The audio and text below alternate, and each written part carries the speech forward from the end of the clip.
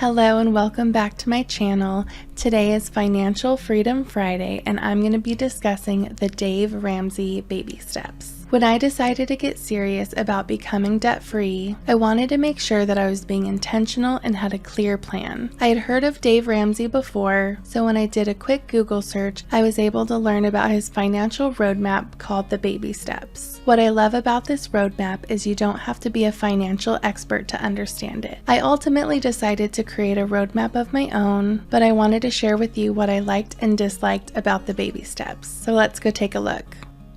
Step number 1 is to save $1,000 in your starter emergency fund. Now the internet has mixed reviews on this step. Some people saying $1,000, it'll take me forever to save. Others saying with inflation, $1,000 isn't going to really help me in the instance of a true emergency.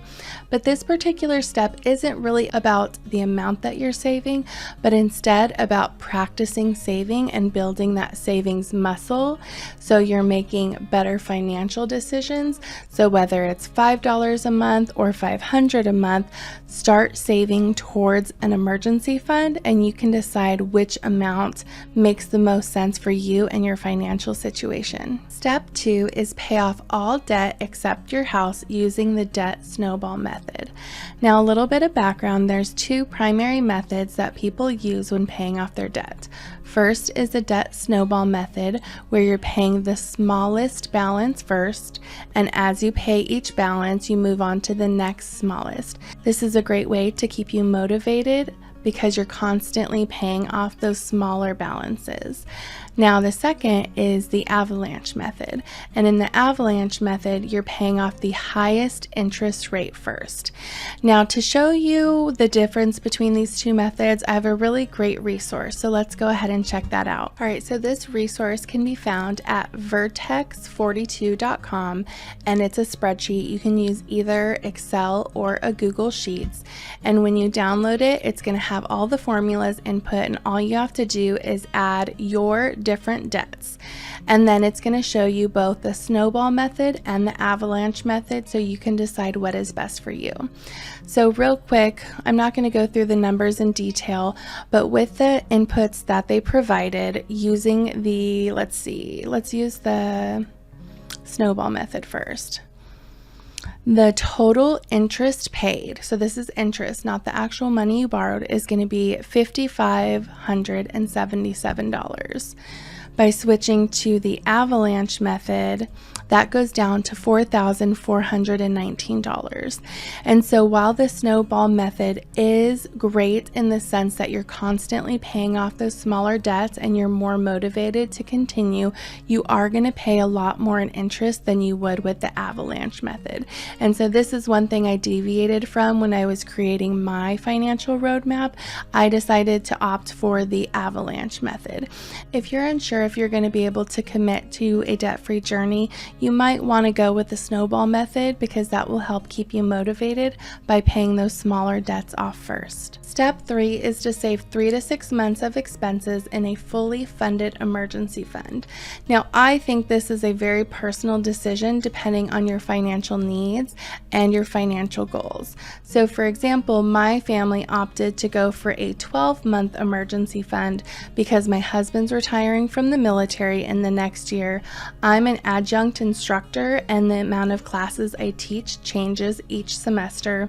We have 5 kids, 3 of which are at home still, dogs, one that has medical issues, and so for us having a fully funded 12-month emergency fund was very important to us. Some things you can think about to decide how big of an emergency fund you may want to have is, are you single or married? Do you have children? Do you rent or own? What is the age of your vehicles? You can use all of these indicators to decide if you need a 3-month emergency fund or a 12-month emergency fund. Step 4 is to invest 15% of your household income. Now, if you have a fully funded emergency fund and you can afford to do more than 15%, then I would definitely do that. But 15% is a really good benchmark. Now, if you haven't already, I recommend you looking into whether your employer offers an employer match for your retirement. If they do, make sure you are prioritizing the match first before other investments. Step 5 is to save for your children's college funds.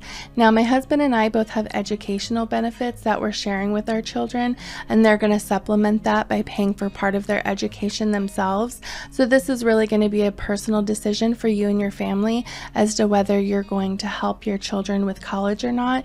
If you are, this would be the time to start doing that after you have a fully funded emergency fund, you're debt free other than your home, you're investing at least 15% of your income, and if you have additional income, then you could save for your children's college funds if you wanted. Step 6 is to pay off your home early. Now, this is another step that the internet had mixed reviews on.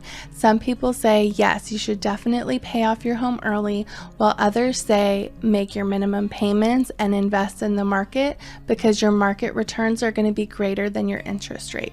And I think it goes back to what we were talking about when it came to the snowball versus the avalanche debt payoff method.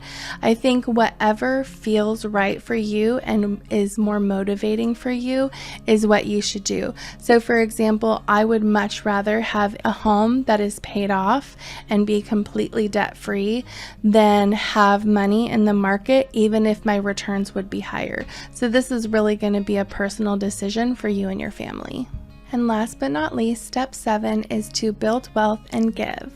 Now, I hope everyone got something of value in today's video, and whether you decide to use the Dave Ramsey baby steps or create your own financial roadmap, I wish you the best of luck, and if you have any questions, let me know in the comments below. Have a great day. Bye.